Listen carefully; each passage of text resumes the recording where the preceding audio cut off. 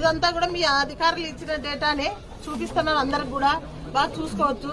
2019 నుంచి 18 నుంచి 19 వరకు ఎంత జరిగింది, 19 నుంచి 20, 20 నుంచి 21, 21 నుంచి 22, 22 నుంచి 23, 23 నుంచి 24, 24 నుంచి 25.